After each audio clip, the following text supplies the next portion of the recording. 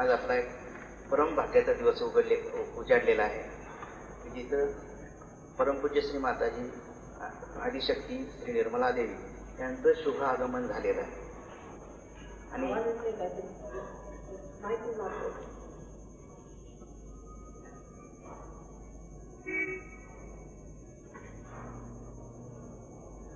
परमपूज्य श्री माताजींना आज इथं आम्ही त्यांचं सर्व सातारा जिल्हा सहयोगियांच्या वतीनं स्वागत करीत आहोत. त्यासाठी सातारा केंद्राचे सहयोगी प्राध्यापक S.T. चव्हाण परमपूज्य श्री माताजींना पुष्पहार घालतील.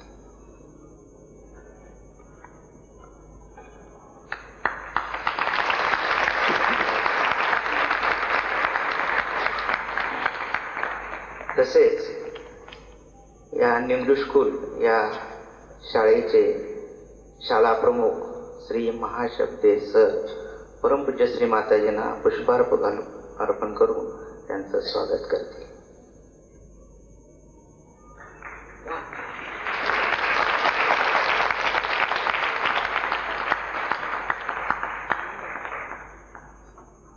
आपणा सर्वांच्या वतीनं परमपूज्य श्री माताजींना मी अशी नम्र प्रार्थना करतो की आपणा सर्वांना सहयोगासंबंधी श्री माताजींनी माहिती सांगून आपणा कुंडलिनी जागृतीचा अनुग्रह करावा व आम्हा सर्वांना आशीर्वादित करावे अशी मी त्यांना परत एकदा प्रार्थना करतो.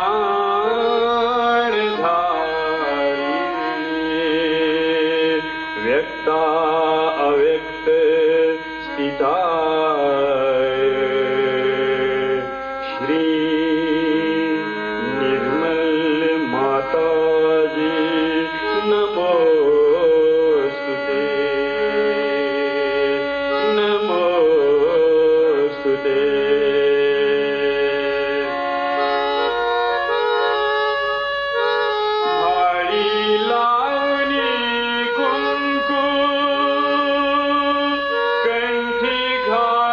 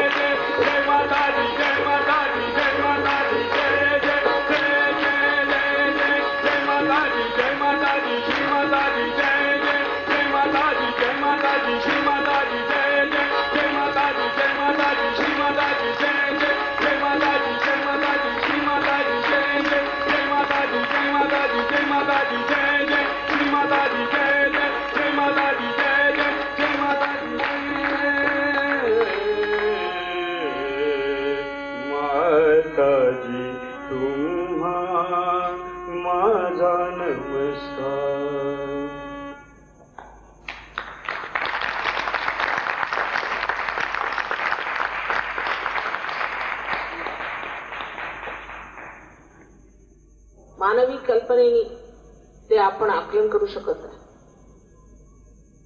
ते मनुष्याच्या बुद्धीच्या पलीकडे, मानव चेतनेत आपण ते जाणू शकत नाही. जर ही गोष्ट आपण लक्षात घेतली तर अध्यात्म काय ते आपल्या लक्षात येईल. अध्यात्म म्हणजे आत्म्याचं ज्ञान.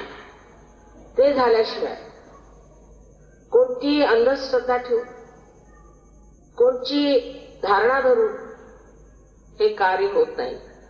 त्याला कुंडलिनीचं जागरण हेच एक विधान सांगितलेलं आहे. ज्ञानेश्वर हे नाथपंथी आहे. नाथपंथीयांमधली परंपरा अशी की एका गुरुला एकच शिष्य असे आणि त्या गुरुनी एका शिष्याला जागृती द्यायची आणि सगळं हे ज्ञान सांगायचं.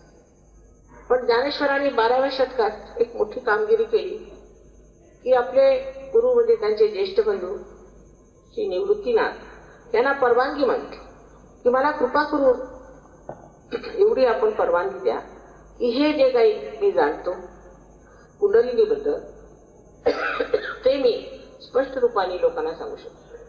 नुसतं सांगण्याची मला परवानगी द्या.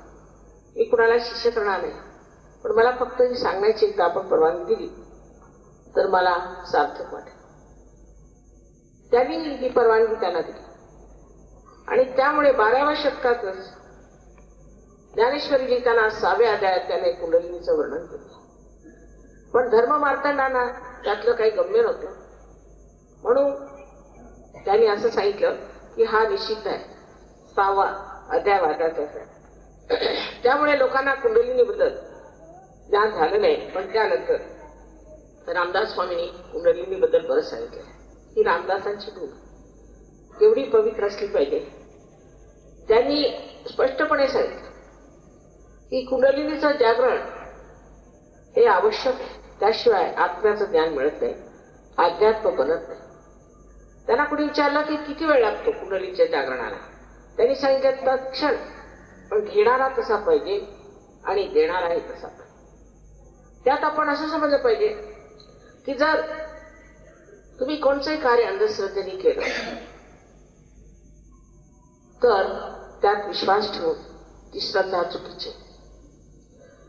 पण शास्त्रीय दृष्ट्या असा विचार केला पाहिजे की आम्ही जे म्हणतोय ते खरं आहे की नाही ते पडताळून पाहिलं पाहिजे. कोणी म्हणतात देवच नाही, हे फार अशास्त्रीय. देव नाही असं म्हणणं हे चुकीचं आहे, कारण तुम्ही त्याचा पत्ता लावला का? तुम्हाला कळलं का देव आहे किंवा नाही? जोपर्यंत तुम्ही त्याचा पत्ता लावला नाही त्या सरळ मोघम सांगायचं देवच नाही, हे एक प्रकारे माझ्या मते फार मोठं असत्य. फार तर फार असं म्हणता येईल की आम्हाला देव आहे किंवा नाही हे माहिती. आईन्स्टीन सारख्या एवढ्या प्रवीण आणि गाजलेल्या सायंटिस्टने सुद्धा देवाला कधी असं म्हटलं नाही. न्यूटनने असं म्हटलं नाही. कोणत्या सायंटिस्टने असं म्हटलं नाही की देव नाही, कारण ते खरे सायंटिस्ट होते. पण ते अर्धवट आहेत, त्यांना जे तोंडाला येईल ते बोलत असतात. आता दुसरं सांगायचं म्हणजे असं की अंधश्रद्धेबद्दल सुद्धा आपल्याला पूर्ण माहिती असायला पाहिजे. ती म्हणजे अशी की अंधश्रद्धा 4 प्रकारची असते. म्हणता येईल की श्रद्धा ही 4 प्रकारची असते. एक म्हणजे ती तामसिक ही अंधश्रद्धा आहे. कारण कोणी मनुष्य रस्त्यावर बसला, तो जेलमधून सुटून आलेला असला आणि त्याने जर भगवी वस्त्र घातले तर लागले आपण त्याला पूजायला. हे कार्य संतांनी केलं आहे, कारण संतांच्या जवळ डोळ श्रद्धा. हे कार्य एड्या गबाळाचे नव्हे, त्याला पाहिजे जातीचे. संतांच्या शिवाय कुणाला कळणारच नाही की कोणची श्रद्धा खरी आणि कोणची खोटी. हा निरक्षीर विवेक फक्त संतांना मिळतो. दुसरी म्हणजे त्याला आपण म्हणू राजश्रद्धा. म्हणजे आता एखादा पोलीस ऑफिसर येऊन उभा झाला किंवा एखादा मिनिस्टर येऊन उभा राहिला तर त्याच्यावर श्रद्धा ठेवला. मग तो कसाही असे नका, तो प्रतिष्ठित असो वा नसो, भ्रष्टाचारी असो वा नसो, पण अशी आपली श्रद्धा असते. राजारामासारखे एवढे महान पुरुष तुम्हाला लाभले, असे असताना तुम्ही जर त्यांच्यावर श्रद्धा ठेवली तर ती सात्विक श्रद्धा. रामदासांवर जी केलेली श्रद्धा ती सात्विक. कारण त्यांचं आयुष्य कसं होतं, त्यांचं चरित्र कसं होतं. जे संत होऊन गेले तुकारामासारखे, त्यांना शिवाजीने नजराणा आणला, आणखी इतके दागिने आणले, हे सगळे त्यांनी परत करून.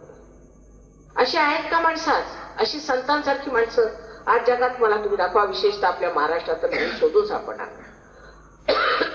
अशा संतांनी जे कार्य केलं ते संतांचं खरं कार्य आहे. आणि त्यांच्यावर श्रद्धा असणं ही सात्विक श्रद्धा आहे. ज्या माणसाने असं विशेष कार्य केलं असेल, ज्यांनी जगाचं कल्याण केलं असेल, त्यांच्याबद्दल श्रद्धा असणे सात्विक श्रद्धा. आणि जेव्हा अशी सात्विक श्रद्धा आपल्यामध्ये आपण बाळगतो तेव्हाच त्याच्यावरची पायरी म्हणजे डोळस श्रद्धा आपल्यामध्ये येते. की संतांना जी डोळस श्रद्धा होती त्या श्रद्धेमध्ये ते जाणत होते. त्यांना माहित होतं खरं आणि खोटं काय. आपल्याला अजून केवळ सत्य असं काही माहितीच नाही. जर माहित असतं तर इतकी भांडणं कशाला झाली असती, इतका उपद्व्याप कशाला झाला असता. अनेक तऱ्हाच्या धारणा, अनेक तऱ्हाच्या टूक अशा काढायच्या. कोणाला जे सुचलं ते काढतात. आता हे अंधश्रद्धे निर्मूलनावर तर मला बोललंच पाहिजे, कारण त्यांनी आम्हाला भयंकर त्रास दिलेला, स्पेशली तुमच्या या सातारा जिल्ह्यात. ह्या रामदासाच्या भूमीत आम्ही अंगापूरला असताना इथे आधी त्यांनी आरडाओरडा केला. तुम्हाला लक्षात आणलं पाहिजे की तुम्ही महाराष्ट्राच्या भूमीत जन्मलेली मुलं आहात, इकडे तिकडे नाही. महाराष्ट्र म्हणजे काय फार मोठी गोष्ट आहे. हे लोक तुम्हाला संत समजतात. ते समजतात की तुम्ही काहीतरी पूर्वजन्मी पुण्य केलं होतं म्हणून या महाराष्ट्रात जन्माला आले आणि म्हणून इथे येतात तुम्हाला भेटा. तुम्ही काय ह्या लायकीचे आहात इकडे तिकडे जाऊन ओरडत फिरायचं आणि दगड मारायचे लोकांना? ह्या लायकीचे तुम्ही लोक आहात. तुमची लायकीच त्यांनी कमी करून ठेवली आहेत, कारण स्वतः नालायक लोक आहेत. त्यांच्यामध्ये काही गायकी असती तर त्यांच्याशी बोलणं तरी केलं असतं. पण थोडं बहुत शिकलेले लोक आहेत, काही त्यांना ज्ञान नाही, काय नाही. एक गृहस्थांच्या बद्दल लिहून आलं की ते रिकाम टेकडे, त्यांची बायको खूप पैसे उकळते, तिने हॉस्पिटल घातले, पैसे उकळते आणि रिकाम टेकडा मनुष्य निर्मूलनाचं कार्य करत आहे. हे काय कार्य करणार निर्मूलनाचं? तसेच अनेक तऱ्हेचे विचित्र लोक या निर्मूलनाच्या कार्यात गेले आहेत. पण मुलांना मात्र जपून ठेवा. अशीच एक टूक इंग्लंड आधी सुरुवातीला काढली, त्याचं नाव अँटी कल्चर, म्हणजे संस्कृतीच्या बाहेर जायचं होतं. म्हणा संस्कृतीचे त्रास होते, प्रत्येकाने सूट घातला पाहिजे, प्रत्येकाने टेल कोट घातलं पाहिजे वगैरे वगैरे अनेक प्रकार. पण ते टूक काढल्याबरोबर सगळ्या मुलांनी शाळा बिळा सोडल्या आणि त्याच्यात भरती झाल्या. ओरडा आरडा, इकडे जाणं तिकडे जाणं, जबरदस्ती, हे सगळं मुलांनी शिकून घेतलं. अभ्यास सोडता, स्टडीज सोड. आणि त्याच्यानंतर मग काहीच हाती लागलं नाही. एवढं सगळं केलं, मारामाऱ्या केल्या, खुलशीपणा केला, काही हाती लागलं नाही. मग ड्रग घेऊ लागले. ड्रगनी हाती नाही लागलं, अल्कोहोल, मग खून, अनेक प्रकार सुरू झाले अमानुषतेचे. कारण जोपर्यंत मनुष्याला अध्यात्माचा पाया राहणार नाही तोपर्यंत तो असंतुलनात जातो. कोणत्याही माणसाला तुम्ही जर 100 रुपये दिले तर तो त्याचं काहीतरी वाईटच करणार, दारू तरी पिईल, काहीतरी घाणेरडा प्रकार करणार. पण जर एखाद्या संताला दिले तर तो सत्कारणी लागणार, काहीतरी सत्कारणी कार्य करणार आहे. म्हणून अध्यात्माचा पाया फार जरुरी आहे. आणि तो आल्याशिवाय कोणी म्हटलं की आम्ही निर्मूलन करतो तर करू शकत नाही, आणि तसंही करू शकत नाही. उदाहरणार्थ मी आपल्याला सांगते एक गोष्ट. आमच्या साहेबांच्या ऑफिसमध्ये एक गृहस्थ होते, निंबाळकर म्हणून, आणि त्यांचा एक मुलगा होता. तो फारच व्रात्य होता. तर त्यांचे त्याला जहाजावर पाठवला. त्याला जहाजावर पाठवलं की त्यांनी स्मगलिंग सुरू केलं. तर साहेब सांगतात त्याला मी काही ठेवू शकत नाही, आणि त्याला काढून टाकलं. त्याला काढून टाकल्यावर त्याच्या वडिलांना फार वाईट वाटलं. थोड्या दिवसांनी वारले.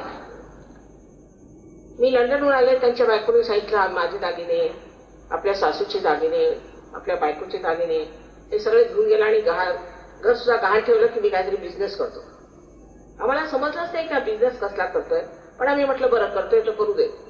आणि गेला सगळं घेऊन, आणि त्याचा पत्ता नाही. वर्ष झालं अजून त्याचा पत्ता नाही.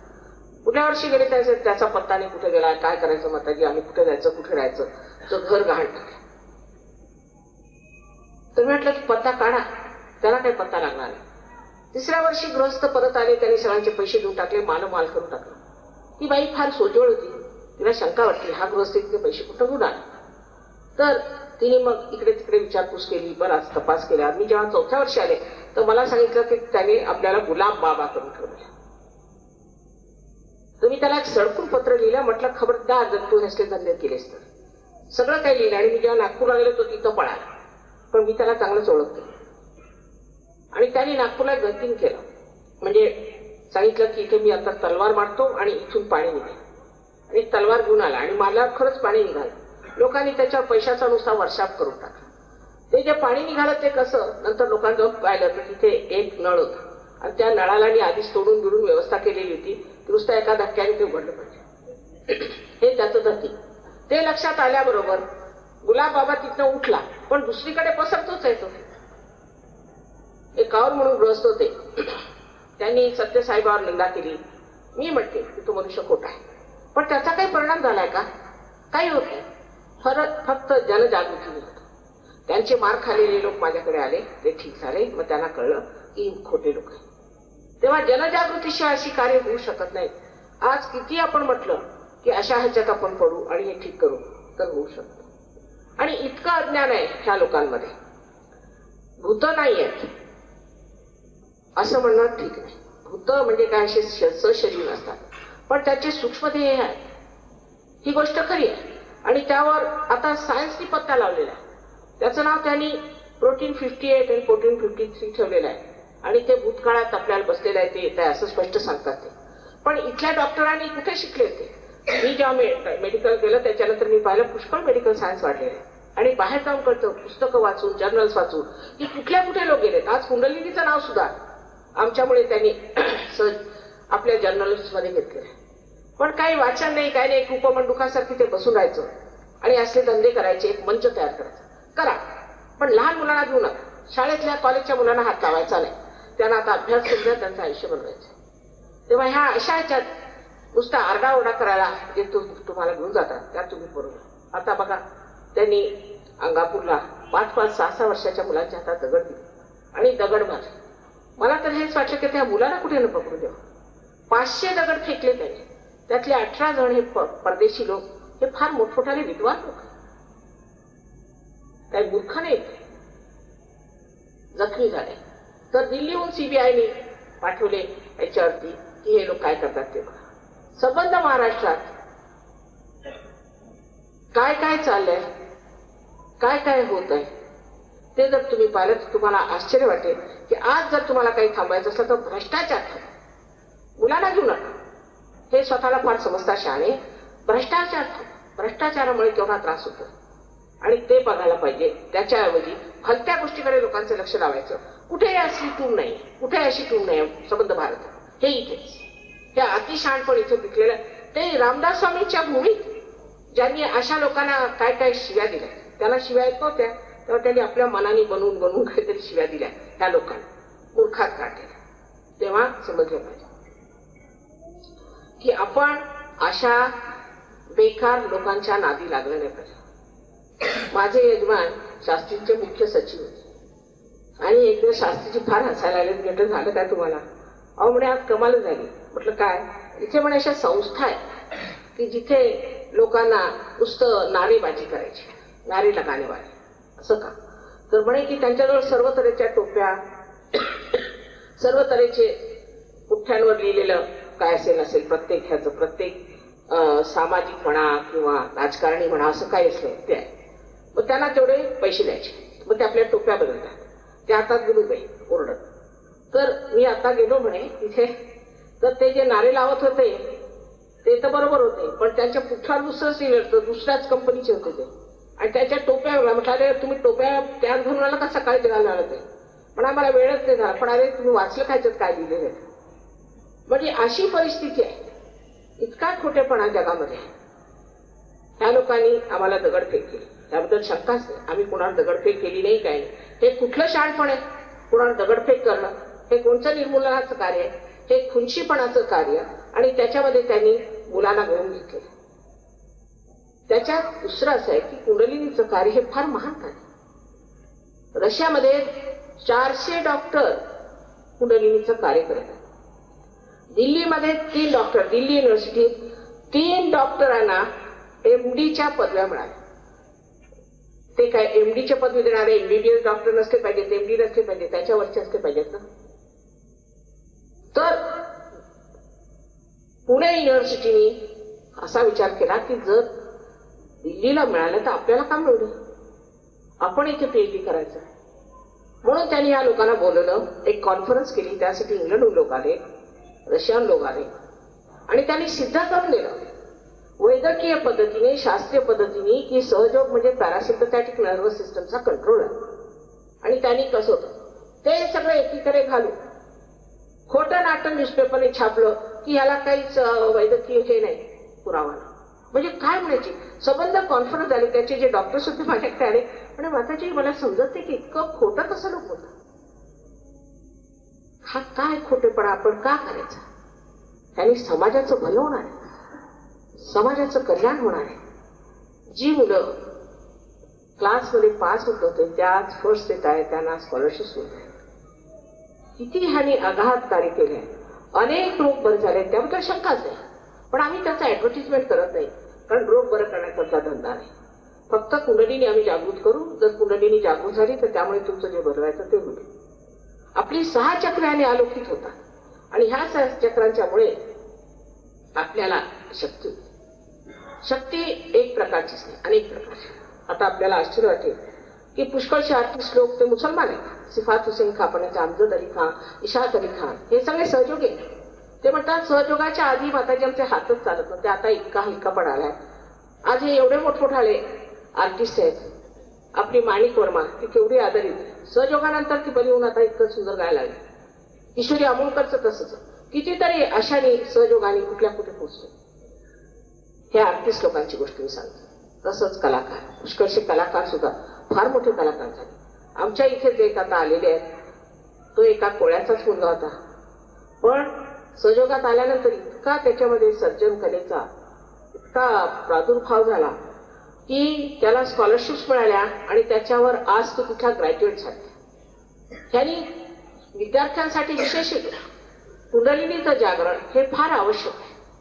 आजकालचा अभ्यासक्रमच इतका जबरदस्त असतो की त्यासाठी जोपर्यंत कुंडलिनीचं जागरण होत नाही तोपर्यंत तो सहन करणं सुद्धा मुलांना कठीण जातं. आमच्या सहयोगामध्ये पुष्कळशी अशी मुलं आहेत. एक मुलांनी चार्टर्ड अकाउंटन्सी 31 वर्षात केली. 3 मुलं इंजिनियर झाली पहिल्या खटक्यात. म्हणजे डॉक्टर्स आले, कितीतरी डॉक्टर्स आले, त्यांना एकदा सुद्धा फेल्युअर आलेलं नाही. या गोष्टी काही खोट्या मी बोलत नाही. मला खोटं बोलून करायचं काय.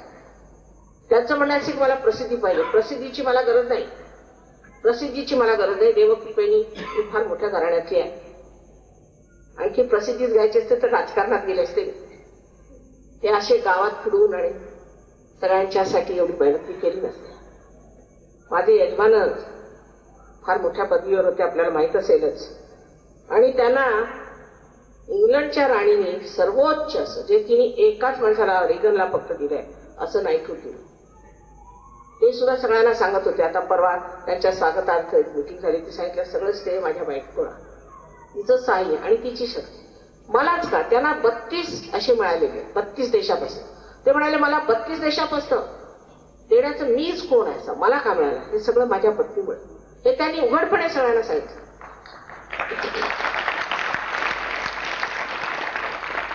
पण तरी लोकांच्या डोक्यात लख प्रकाश पडत नाही की जे आपल्या कल्याणासाठी, आपल्या भल्यासाठी. कारण आम्ही एकही पैसा घेत नाही, हे मुख्य कारण. आम्ही म्हटलं की रोग बरे होतात पण आम्ही पैसा घेत नाही. म्हणजे हे जे उपटसुंब डॉक्टर आहेत त्यांच्या पोटावर पायी अशी त्यांना विचारते. पण तसं होणार नाही. सहजोगात येणारेच लोक कमी आहेत. आता इथे एखादा जर भामटा उभा झाला तर 1000 होईल, पण कोणी सत्यार्थी बोलणारा असला तर फार कमी आहे.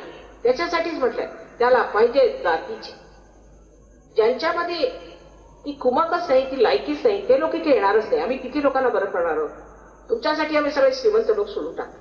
तरी म्हणा काही काही श्रीमंतही ठीक झाले सहयोगामुळे.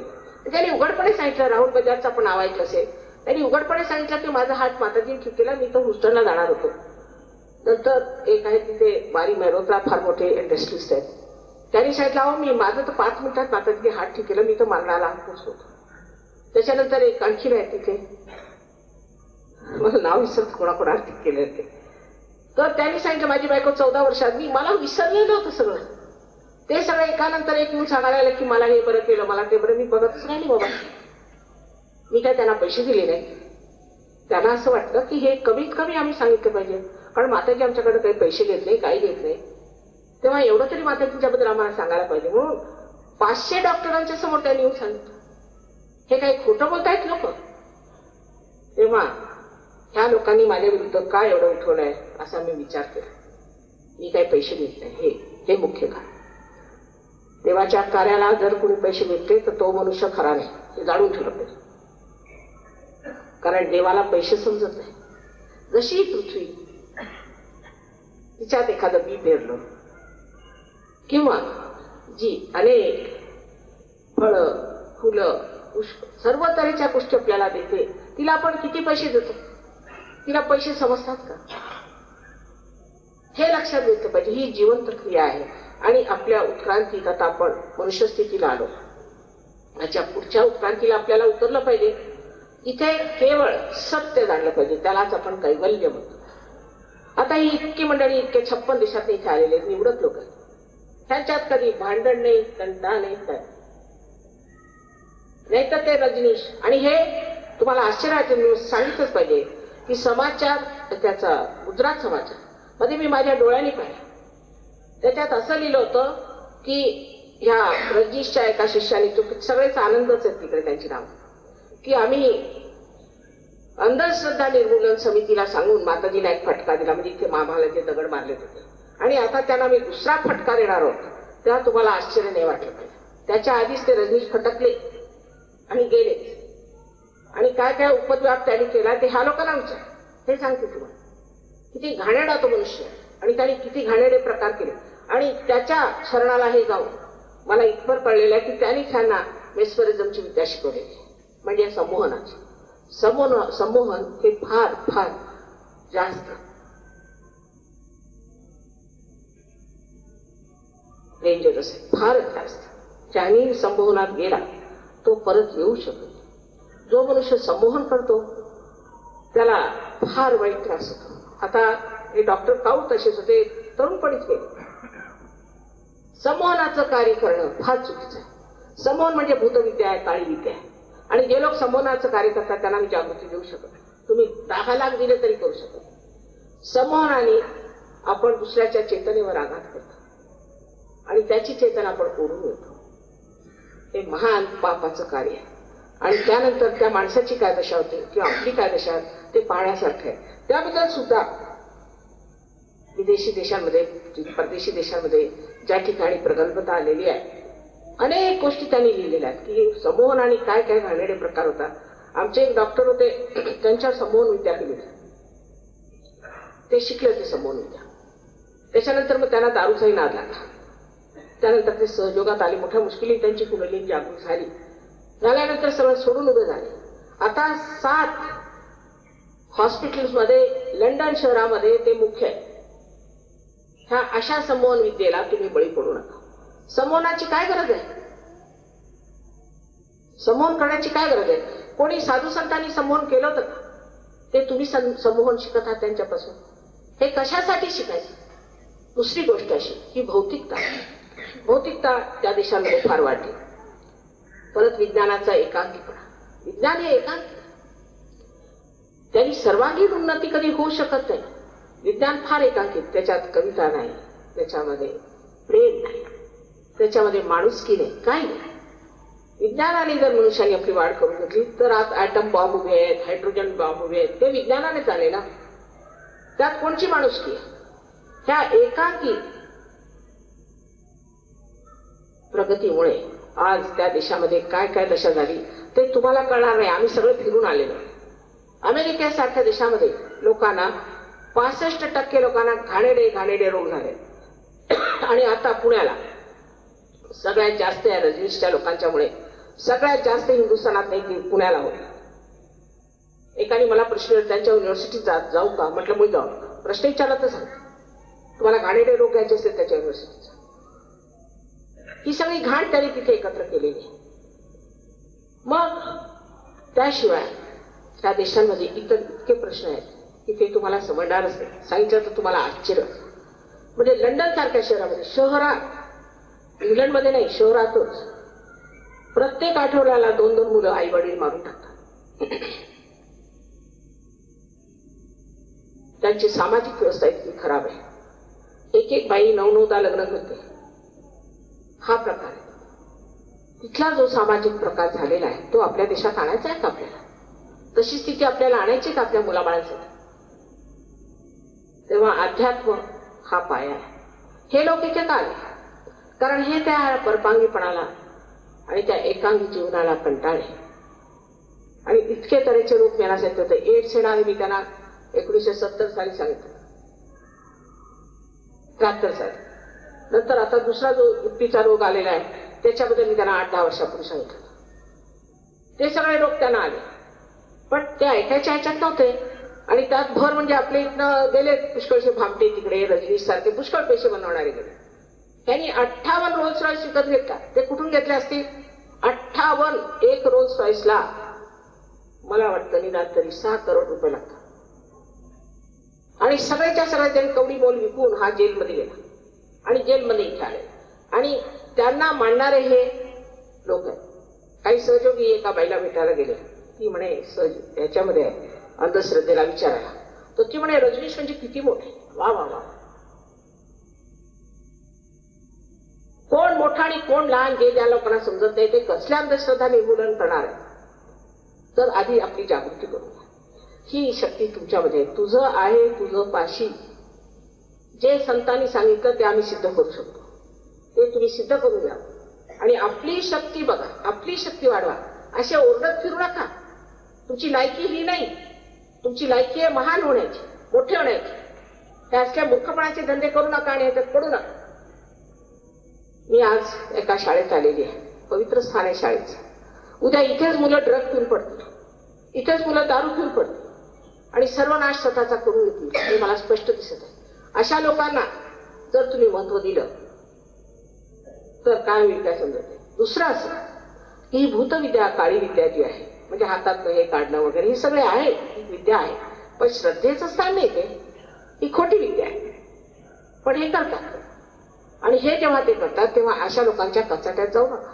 तुमच्यात परिणाम, तुम्ही आजारी पडा. म्हणूनच तो कौर असा मेला आणि फार वाईट परिस्थितीत मेला. आमच्या ओळखीचे विके नाव आहे, ते दिल्ली युनिव्हर्सिटीचे व्हाईस चान्सलर होते. त्यांच्यातला तो तडपडून मेला. त्याच्या मागे हे लोक लागलेले आहेत.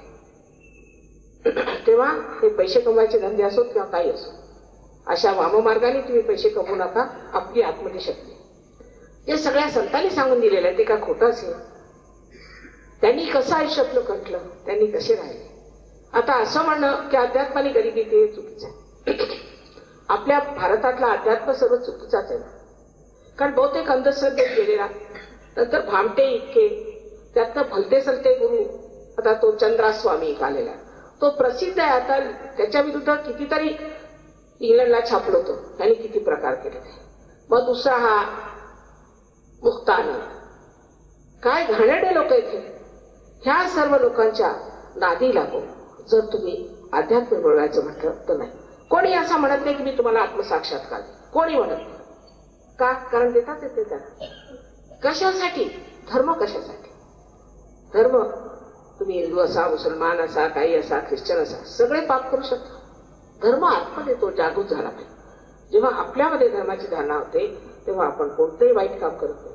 कारण प्रकाश आत्म्याचा आपल्यात आला. समजा एक अंधार आहे, अंधारात तुम्ही आंधळे बसले, हातामध्ये साप आहे.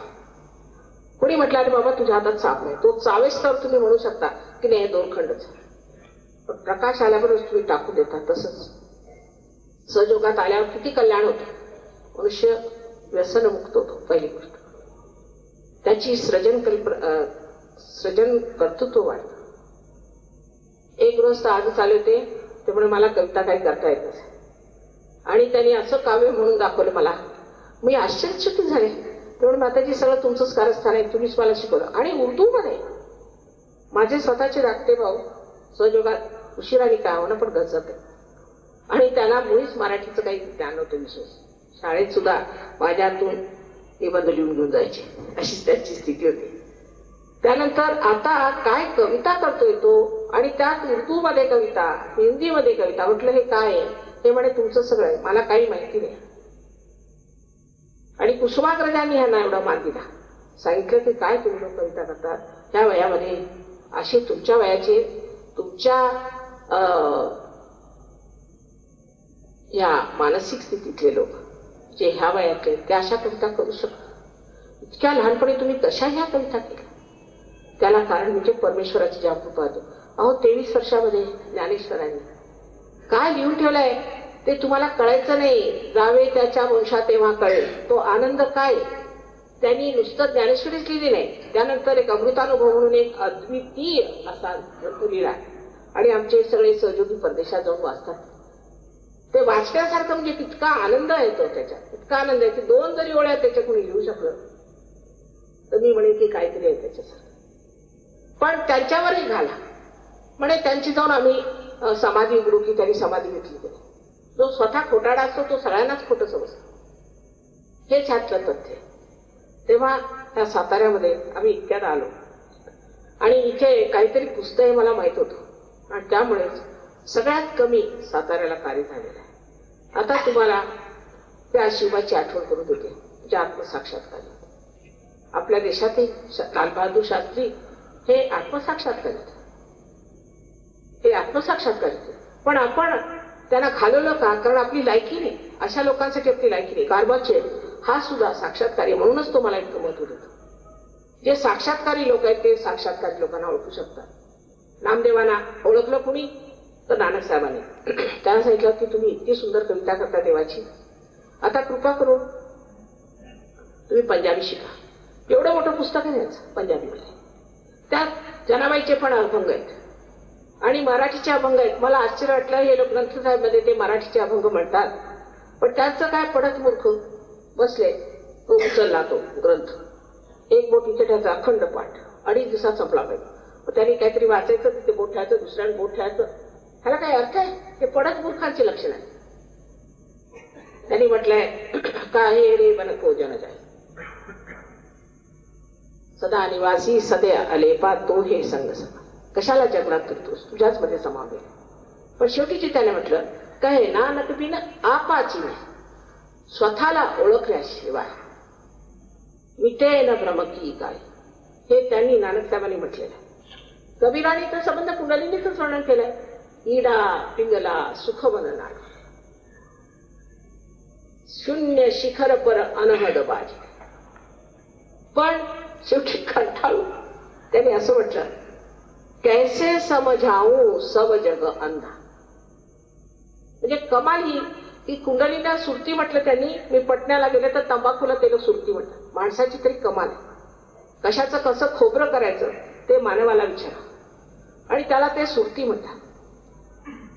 ही कुंडलिनी तुमची स्वतःची शक्ती तुमच्यामध्ये आहे आणि जेव्हा ती 6 ह्या चक्रामधून जाते. आता तुम्हाला मेडिकल माहित नाही तर मी तुम्हाला मेडिकली समजवलं असतं. तेव्हा ब्रह्मरंध्राला छेदल्याबरोबरच तुमच्या हाताला थंड असं वाऱ्याचं किंवा कधी गरम येतं, कधी कधी कोणाला गरम येतं असं वारा लहरीसारखा येतो आणि हाताला हे परम चैतन्य चारीकडे पसरलं ते ना थंड थंड असा हातात उडा. ही परमेश्वराची प्रेमशक्ती ही तुम्हाला हाताला लागते. तेव्हा तुम्ही एक दैवी कॉम्प्युटर होऊन जाता. कोणताही प्रश्न विचारायचा, परमेश्वर आहे किंवा नाही असाच जर प्रश्न विचारला तर लगेच हातात झण झण झण झण येणार. पण एखादा जर भामटा येऊन उभा राहिला आणि त्यांनी जर भगवी वस्त्र घातलेले असले तर लगेच तुमच्या लक्षात येईल की हा भामटा आहे, कारण हातामध्ये गरम गरम किंवा हा चोर आहे.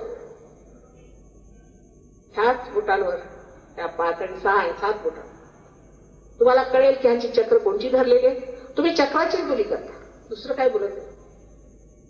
आणि ह्याचं चक्र कसं ठीक करायचं हे शिकण्यासारखं आहे आणि ते अगदी सहज काही पैसे न देताना तुम्ही आत्मसात करू शकता आणि त्याच्यावर तुम्ही प्रावीण्य म्हणू शकता. तेव्हा तुमची युवा शक्ती जागृत होईल. नाहीतर इथे गृहस्थ आले माझ्याकडे म्हणे माताजी ही आमची ती युवा शक्ती. कसली युवा शक्ती आहे? अमुक अमुक एका पॉलिटिकल पार्टीची. मुळीच पॉलिटिकल पार्टीला जॉईन करू नका तुम्ही. मी त्यांना म्हटलं तुझं धोरण काय? धोरण काही नाही, आम्हाला जे हे सांगतात तेच. असं का? तुम्हाला काही व्यक्तित्व नाही, काही सांगितलं ते कराल तुम्ही काय? हे काय करतात ते पाहिलं का? ह्यांचं आयुष्य कसं आहे ते पाहिलं का? हे कसे वागतात ते पाहिलं का? ह्यांच्याजवळ पैसे कुठे येतात ते पाहिलं का तुम्ही? लागले आपले, झालंय काय तुम्हाला? हा त्याच्या डोक्यात येऊन प्रकाश पडला. म्हटलं सगळं सोडा, आत्मसाक्षात घ्या आणि त्याच्यानंतर तुम्हाला कळेल की तुम्ही कोण आहात. आता हे एक तुम्ही बघता एक आयुध आहे. पण ह्याचा जर संबंध मेनशी झाला नाही त्याला काही अर्थ नाही. तसंच मानवाचं आहे. जोपर्यंत आपला संबंध मेनशी होत नाही तोपर्यंत आपल्याला हे कळणारच नाही की आपण कोण आहोत, आपलं कोणचा गौरव, आपली काय लायकी. मग तुम्ही नाही जाणार तिकडे ओरडायला, ही कामं करायला तुम्ही जाणार नाही. तुम्ही बघा की दारुडे याच्यात हे धंदे आहेत, आम्ही कशाला याच्या मागे जायचं.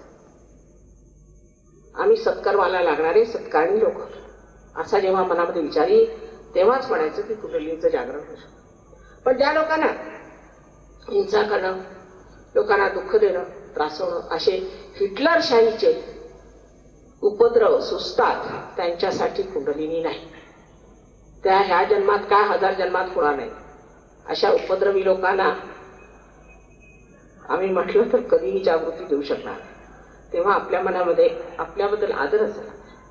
ज्यांना आपल्याबद्दल आदर नाही तेच असे उपद्रव करतात.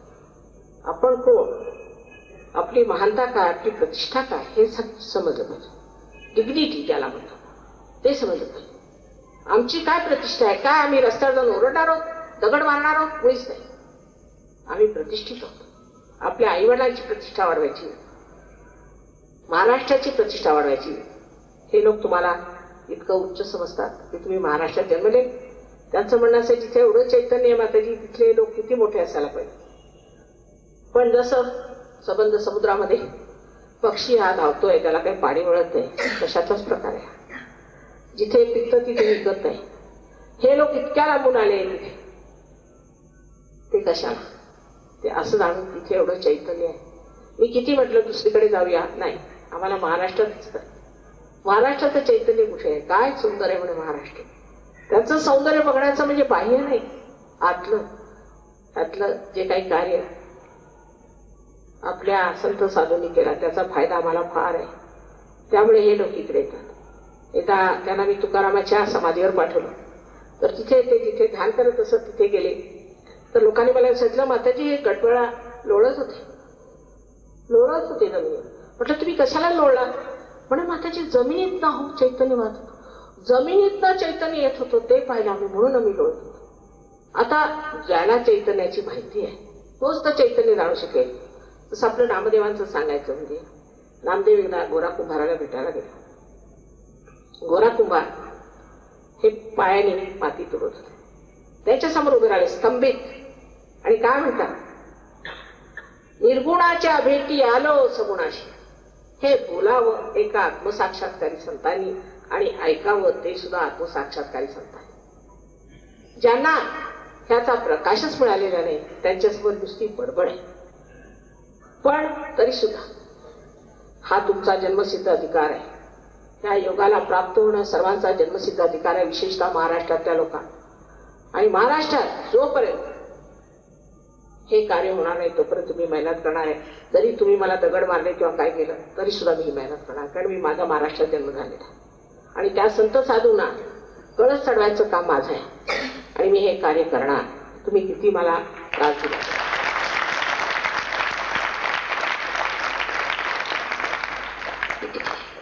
पूर्वी संतांना फार त्रास दिला होता लोकांनी आणि तो त्यांनी सहन केला. कारण ते एकटे सत्य मिळालं ते एका दुसऱ्यालाच मिळाले होते. एकटे दुखते ते त्यांना पण लोकांनी मारून सुद्धा टाकलं. असे म्हणतात की सालामाल म्हणून एक ग्रस्त होता पुण्याला. तो लागला मागे तुकारामाच्या आणि तुकारामाला मारून टाकला. इथपर्यंत लोक म्हणतात. किती छळत आहे ज्ञानेश्वरांना, किती छळ. त्याच्या पायात वाहना नव्हता. तसेच उन्हा ताना ते जात असत. आणि आता त्यांच्याच पालख्या काढतायत. अरे त्याला पायात वाहना नव्हत्या, त्याच्या कसल्या पादुका घेऊन तुम्ही जेवणासाठी म्हणून इकडे तिकडे फिरता. म्हणजे सगळी दृष्टी सगळं काही किती खाली आलेलं आहे. आता मीच आपल्याला सांगते, आमचे यजमान कलेक्टर होते मेरठला, पुष्कळ वर्षापूर्वीची गोष्ट आहे. तेव्हा आम्ही सुद्धा लहान होतो. तर आम्ही कधी ऐकलं नव्हतं, कधी विचार सुद्धा आला नाही मला, कधी कानावर अशी बातमी आली नाही की एखाद्या कलेक्टरनी कमिशनरनी पैसे घेतले. ते शक्यच नव्हतं. काय लोक होते ते, शक्यच नव्हतं. आज हे सगळं काल कारण आपल्यातलं अध्यात्म गेलं. कारण अध्यात्मामध्ये सगळी नीतीची मूल्य आहेत. नीतीची सर्व मूल्य त्याच्यात असले. ते एकदा नीती सुटली म्हणजे आपण कुठे जाणार, भरकटून जाणार. आपलं होणार काय, आपण कुठे पोहोचणार आहोत. हे लक्षात आणलं पाहिजे. आपलं ध्येय आयुष्यात काय आहे ते लक्षात आणलं पाहिजे. आणि आत्मसाक्षात्कारानंतर जी शक्ती तुमच्यात येते ती तुम्ही दुसऱ्याला देऊ शकता. ह्याच्यावर कृषीवर इथे फार मोठे डॉक्टर आलेले आहेत, इराणी आहेत, त्यांनी फार अनुसंधान केलेलं आहे. आणि आम्ही त्याबद्दल पेपरात दिलं तर कोणी छापायलाच तयार आहे. सगळ्या घाणेरड्या गोष्टी छापायला तयार आहे. आम्ही त्याला सांगितलं की एवढं मोठं सूर्यफूल निघालं आमच्या इथे. नंतर सांगितलं की एका एकरामध्ये 60 तांदूळ पेरले, 60 किलो, आणि त्याचे 240 किलो निघाले. पण कोणी छापायला तयार नाही, येऊन पाहायला तयार नाही. फक्त रावडीचे लोक आले, त्यांनी पाहिलं आणि ते स्तंभित झाले. पण आश्चर्य वाटतं. त्यांनी सांगितलं आम्ही असं कधी सूर्यफूल पाहिलंच नव्हतं मग त्याचे एवढं वजन आहे. अहो म्हटलं सहयोगाने सर्व होऊ शकतं. सगळ्यांवर, पशुपालनावर, प्रत्येक गोष्टीवरती याचा प्रयोग ह्या परदेशात झालेला आहे आणि तो इथे आपण वापरू शकतो. त्यांनी सगळ्यांची स्थिती ठीक होऊ शकते. पण हे कोणी ऐकायलाच तयार नाही. कुणाला फुरसतच नाही आजकाल दगड मारण्यापलीकडे. हेच एक धंदे वाचलेले आहेत. हे रिकामपणचे धंदे करू नयेत आणि आपली प्रतिष्ठा ही जाणून घेतली आणि त्या प्रतिष्ठित स्थितीला आपण उतरलो पाहिजे. आपण काय रस्त्यावर पडले नाही. वाटेल त्यांनी वाटेल ते सांगितलं तसं वागू आपली आपण प्रतिष्ठा घालवायची. मला आश्चर्य वाटतं कधी कधी की पुण्याला सुद्धा 8-10 अशी मुलं घेऊन आले होते. पण त्यांना विचारलं की अरे बाबा तुम्ही कशाला आला तिथे? ते आम्हाला थोडे पैसे दिले म्हणून आम्ही आलो, दुसरं काय. ही का तुमची प्रतिष्ठा झाली? त्याचं जे मूळ तत्व आहे ते आहे की मानवाचं परिवर्तन झाल्याशिवाय ह्या सर्व गोष्टी जाणार नसते. तुम्हाला काय वाटतं परदेशामध्ये अंधश्रद्धा आहे? भयंकर अंधश्रद्धा आहे, भयंकर अंधश्रद्धा आहे तिथे.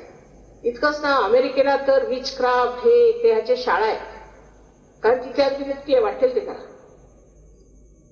पण ते लोक समजले आणि सहयोगात उतरले आणि आज एवढं कार्य करत आहेत जगभर. ते सगळे महामूर्ख आणि इथे 2-4 अतिशहाणे जे तुम्हाला 150 दिसतात, ज्यांचे बैल रिकामे आहेत, त्यांच्यावर विश्वास ठेवून आपल्या आयुष्याची नासाडी करून घेऊ नका. जर तुम्हाला सहयोगात यायचं नसलं तर येऊ नका, कारण याच्यावर जबरदस्ती करता येत नाही. तुमची इच्छा असायला पाहिजे, आमची जागृती झाली पाहिजे. नम्रत्वे व्रतनिश्चय. जर तुम्ही आपली कुणाला जागृत करायची इच्छा केली तरच होऊ शकेल, नाही तर होणारच नाही. हे काय आव्हानाचं काम नाहीये की आमची जागृती करू. कशी करणार? उद्या हिटलर माझ्यासमोर म्हणाला माझी जागृती कर, तुम्ही म्हणे बाबा तुझी जागृती झालेलीच आहे, तू आता तसाच राहा, कधीच होणार नाही. तेव्हा माणसाचा एकंदर विचार की आम्हाला सुद्धा ही परमेश्वरी शक्ती मिळाली पाहिजे, हे फार जरुरी. ते नसलं तर कोणावरही जबरदस्ती करता येत नाही, कोणावर दडपशाही करता येत नाही, दगड मारता येत नाही, काही. हे मिळवायला पाहिजे. आपली शक्ती आपल्याजवळ असताना आपण जर नाही मिळवली तर तुम्हाला शहाणे म्हणू की काय म्हणू? हे तुमच्यात आहे.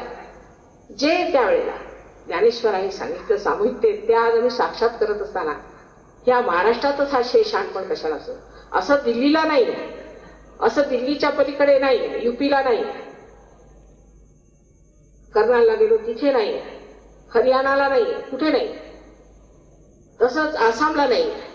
आश्चर्याची गोष्ट आहे की आपल्या महाराष्ट्रातच काय, तिथे संतांनी सगळं कार्य केलेलं आहे. असं का? कारण आपल्याला असं वाटतं की धर्माच्या नावावर पुष्कळ वाईट गोष्टी होत्या, हे मी मानते. पण मी त्याबद्दल 1970 सालापासून बोलते. इथपर्यंत लोकांनी माझ्या मनाला सांगितलं की तुमच्या बायकोला लोक मारतील, पण मला मारणारा अजून आलेला नाही. बघते मी कसं तेच उलटणार त्यांच्यावर, जे मारायचा प्रयत्न करेल ते त्यांच्यावर उलटतील. तेव्हा हे लक्षात ठेवलं पाहिजे की सत्कारणी आपलं आयुष्य घालवलं पाहिजे, आपलं काहीतरी विशेष नाव झालं पाहिजे. ही शक्ती मिळवा आणि सगळ्यांचं नाव झालं पाहिजे. म्हटलं आज मी या शाळेच्या आवारात आले हे मी आपलं सद्भाग्य समजते आणि शाळांबद्दल मला फारच उत्कट प्रेम आहे. इतकंच नव्हे पण तरुण पिढीबद्दल आम्ही फार दुर्लक्ष केलं असं मी नेहमी सांगत असते. तेव्हा आता ही वेळ अशी आलेली आहे की तिथे तुम्ही आपली शक्ती मिळवा, आणखी स्वतः आपण कोण आहोत, आपला गौरव काय ते जाणून घ्या.